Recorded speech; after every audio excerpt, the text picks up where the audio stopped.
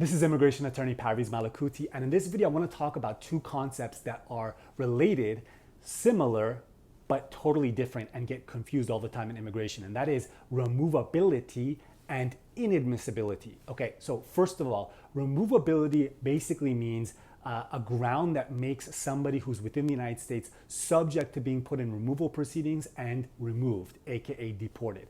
The grounds of removability are talked about, are memorialized in the Immigration and Nationality Act, aka the INA, subsection 237A. It's only about 10 pages. I'm gonna link to it in the video description below, okay? Now, moving on to inadmissibility. Inadmissibility are grounds that basically prohibit somebody from being able to do one of three things. And I'm generalizing here. This is a basic explanation. Inadmissibility gets very complicated actually. But those three things are, if you're inadmissible, you cannot enter the United States, you cannot get a visa to enter the United States, and third, if you're in the United States, you cannot adjust status, which basically means going through the green card process, staying entirely within the United States rather than going abroad to do what's called consular processing. Okay, so we have removability in INA subsection 237A, and we have inadmissibility in INA subsection 212A. Okay, now why do they get confused? They get confused because there's a lot of grounds that make somebody both removable and inadmissible. There's a lot of crimes that if you can commit them, makes you removable, subject to removability, and also inadmissible, okay?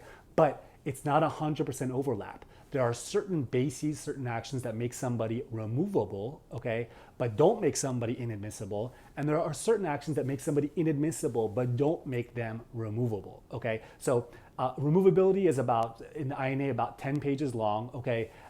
INA subsection 212A for inadmissibility is about 18 pages long. Again, I'm gonna link to them both in the video description in case maybe you're a law student or you like reading up about this stuff and you wanna get into it. I encourage you to do so, okay? So if you have a crime or even an arrest on your record and you are an immigrant, whether documented or undocumented, okay, when you visit a qualified immigration attorney, you're gonna be screened, okay, probably for both removability and inadmissibility, okay? It gets very complicated very quickly. I try to make some videos to help people understand the basics on this because everybody should have a basic level of understanding of what their situation is so that at very least they can speak to their immigration lawyer in an informed manner. But the reality is that if you find yourself in this situation, you really want to get a professional on the job. At very least, you want to consult with a qualified immigration attorney, if not actually be represented by one. Because you don't want to rush an application, whether it be for a green card or whether it be for naturalization or other status, and risk getting yourself put into removal proceedings. Okay, so those are the differences between removability and inadmissibility.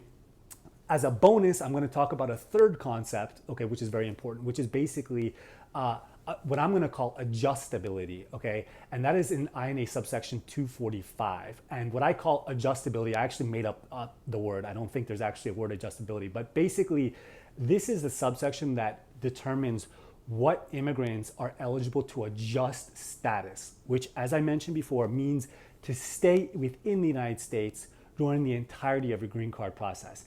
Why do people want to stay in the United States and adjust status versus going abroad for consular processing? That's because it's safer to stay in the United States. Because if you go abroad for consular processing, then you open yourself up to being inadmissible, right? Remember I said one of the things that makes, one of the effects of being inadmissible is that you cannot enter back in the United States.